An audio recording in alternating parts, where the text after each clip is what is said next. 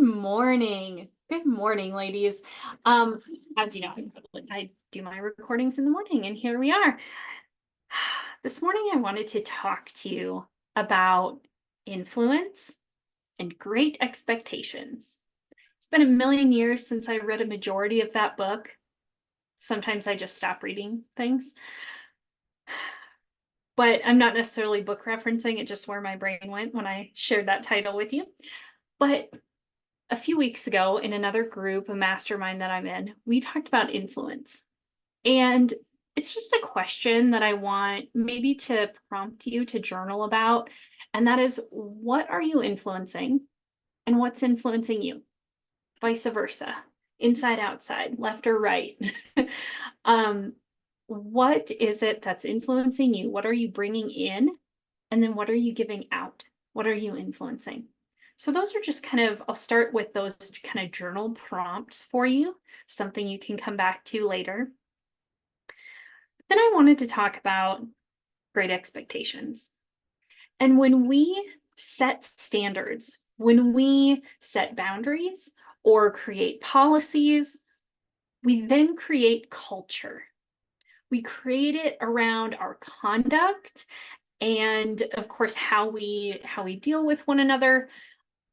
But ultimately, it's about how you deal with yourself, to like what that looks like outside of you, whether it is policies, boundaries, setting certain standards, using a certain language. We talk about that a lot in scripting or creating those scripts or dialogues. But you're training others how to treat you. You're influencing them in some ways too. So I talk a lot about this in connection and making connections. And when you curate a connection with somebody and you say, oh, so-and-so, you need to do this or read that book or connect with this person or whatever, when you follow through and do what you say you're going to do, that creates that respect. That creates that culture of that's how you deal with Shaina. I'm just using me as an example, right? Setting that up, whether it's that boundary, that policy, that script, that conversation, that interaction, that's on you. You're the one setting those great expectations. Are they great or are they not so great? That is the question. But taking that time to say, okay, what are the words that I use?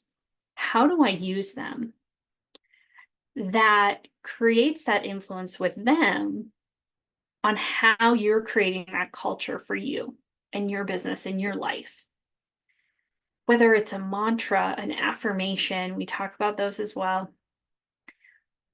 But ultimately, it comes down to what is the culture you're creating and allowing for yourself in your life and your business? What is that culture? What does it look like on your calendar? What does it look like in your ear pods? What does it look like in your conversations, whether professional or personal? What does your conduct look like? Is it the stuff of great expectations? Or are you dropping the ball? Are you letting things slide? Are you allowing things to slip past those boundaries or policies? When you lift the bar, when you set those standards high, when you have those great expectations, that's where you're challenging. That's where you're influencing others to take a look at that and say, if they can do it, I can do it too. If they can set a boundary in that way, if they can have a policy like that, if they can say no in that way or yes in that way, maybe I can too. So now you're taking your culture that you've created to self-sustain and to self-preserve, right? And you're giving them permission to create that for themselves. And that's influence. So however that conduct is being done, take a look at it, where it is today, and ask yourself, where can I change that? Just 1%. 1%. What does that look like? So that's my challenge for you today. What does that culture look like currently?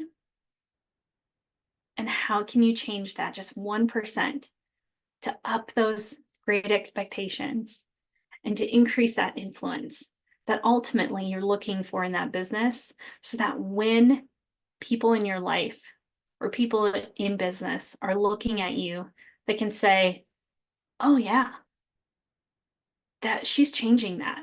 She's setting the standard for that